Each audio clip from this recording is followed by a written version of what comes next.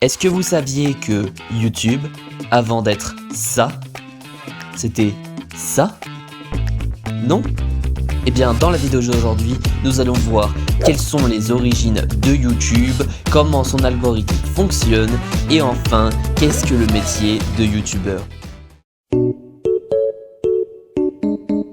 Alors, tout a commencé en février 2005 lorsque trois anciens employés de PayPal, Chad Hurley, Steve Chen et Jawed Karim, ont décidé de créer un site web où les utilisateurs pouvaient partager des vidéos, les poster sur le site et c'était un site de rencontre en fait. Il y avait des célibataires et le but c'était de trouver la personne qui te correspondait en postant des vidéos et en regardant.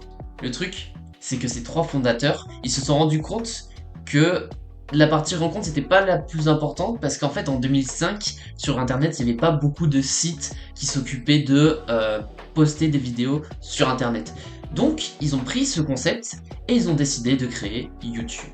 D'ailleurs, avant que ça s'appelle YouTube, ce site s'appelait Tube in Hook Up.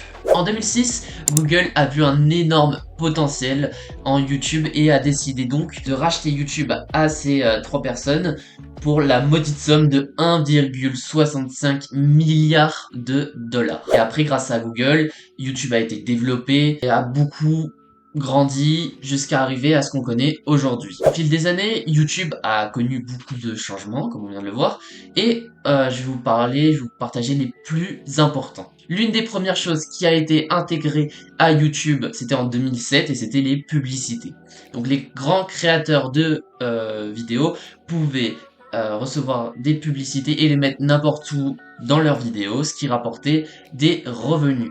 D'ici est née la monétisation YouTube qu'on verra plus tard dans la vidéo. Ensuite, les années sont passées, il y a eu beaucoup d'apports, etc. Mais l'un des plus grands après a été en 2019 lorsque YouTube a décidé de désactiver le numéro de dislike pour que les créateurs ne puissent pas voir le nombre de dislikes qu'ils ont eu sur leurs vidéos.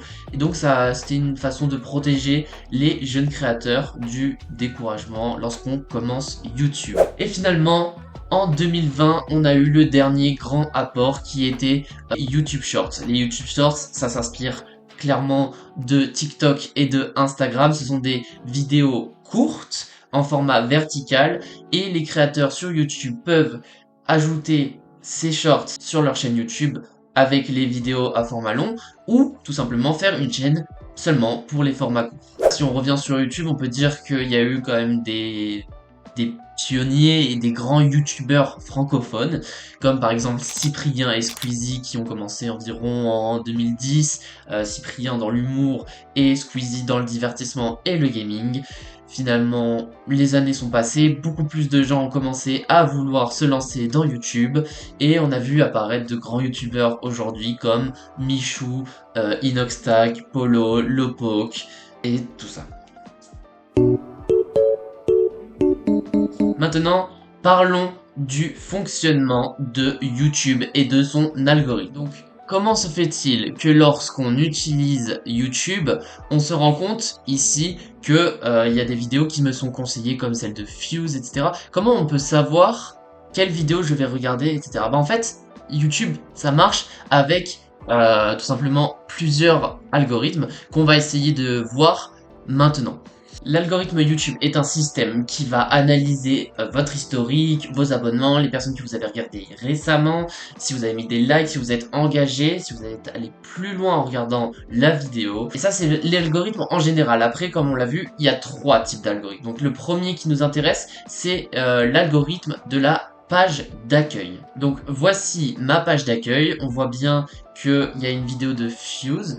Il y a une vidéo de biologie, une vidéo de Squeezie, bon, voilà. Donc ces vidéos-là sont censées être des vidéos qui m'interpellent, que je vais avoir envie de voir dès que je me connecte.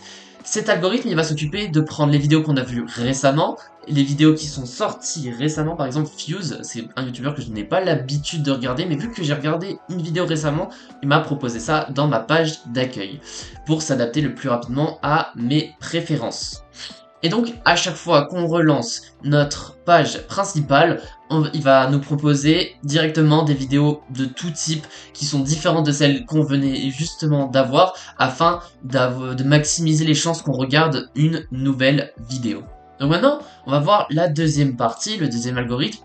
Donc, l'algorithme de suggestion, comment il fonctionne. Imaginons là, je dois de prendre une vidéo de Squeezie. Alors, sur cette barre-là qu'on voit ici, l'algorithme va me proposer des vidéos proches de celles que je suis en train de regarder, donc dans la même thématique, quelques vidéos de personnes, de youtubeurs que je regarde déjà, des vidéos que j'ai déjà vues, et enfin, les vidéos qui sont regardées par les autres utilisateurs après cette vidéo, les gens qui regardent les mêmes vidéos et leurs intérêts. Donc ça va être la base de l'algorithme YouTube sur les suggestions. Et enfin, le dernier algorithme, c'est l'algorithme de la barre de recherche. Donc on va sur la barre de recherche, on va marquer comment commencer sur YouTube en 2024 par exemple. Et donc comment va fonctionner cet algorithme? Et bien tout simplement il va nous proposer les vidéos qui possèdent les mots clés de ma recherche. Donc là on a 2024, YouTube, commencer, et du coup on a les vidéos tuto, 2024, meilleures vidéos, etc. Donc ça va être celles qui ont eu le meilleur référencement avec un taux de clic intéressant et un engagement important. Et ensuite on a les vidéos, les internautes ont aussi regardé, c'est-à-dire qu'en plus de nous proposer les premières vidéos qui sont les plus connues, après ils nous proposent les vidéos que la plupart des personnes qui ont fait cette recherche ont aussi regardé. Maintenant qu'on a vu comment marcher l'algorithme, on va voir comment devenir youtubeur. De nos jours, devenir youtubeur, c'est un métier très prometteur. En fait, c'est comme tout métier, mais en ce moment, YouTube, c'est quand même quelque chose qui prend de l'ampleur, etc. C'est une plateforme qui touche des milliards de personnes. Et devenir youtubeur, c'est l'occasion ou jamais de tester un métier avec de l'avenir. Comme chaque métier, être youtubeur, ça a ses avantages et ses inconvénients. Déjà, comme avantage, on peut dire que être youtubeur, c'est être assez libre de faire ce qu'on veut, c'est apprendre à faire un peu tout, c'est-à-dire faire le montage, l'écriture de la vidéo, filmer, enregistrer, mettre le titre, la poster sur YouTube. En tout cas au début, c'est savoir faire beaucoup de choses à la fois et c'est utile pour créer notre propre contenu et apprendre à utiliser les outils qui nous sont proposés. En plus, être youtubeur, c'est aussi l'occasion de vivre de cette passion, parce que c'est un vrai métier, mais en même temps il faut le faire avec de la passion. Et en tant que youtubeur, l'avantage c'est que on peut être payé pour poster des vidéos en fonction de la qualité, et donc pour monétiser sa chaîne, il va falloir respecter plusieurs choses. Donc là on est sur ma chaîne YouTube qui n'est pas monétisée pour l'instant, et pour être éligible à la monétisation, il va me falloir atteindre les 1000 premiers abonnés et faire plus de 4000 heures de visionnage sur mes vidéos long format sur YouTube dans l'année, afin d'accéder à cette monétisation. Lorsqu'on accède à cette monétisation, on a accès à plusieurs choses, par exemple accès à YouTube Premium, on a accès aux pubs, on peut mettre des pubs dans nos vidéos, etc. Même si c'est pas la seule façon d'être rémunéré sur YouTube, puisqu'on peut aussi faire des placements de produits, et on peut aussi avoir des soutiens des abonnés, par exemple avec les dons, alors quand on rejoint la chaîne du créateur. Après, être youtubeur, c'est quelque chose qui reste aussi compliqué, à cause de la pression, à cause de tous les efforts qu'on doit fournir au tout début pour essayer de s'améliorer, pour trouver ses premiers abonnés et créer sa première communauté, puisque passer de 100 abonnés à 1000 abonnés, c'est beaucoup plus compliqué que de passer de ces 1000 abonnés à ces 10 000 abonnés, car on n'a pas de communauté encore soudée avec nous, et c'est ça qui est compliqué dans le processus.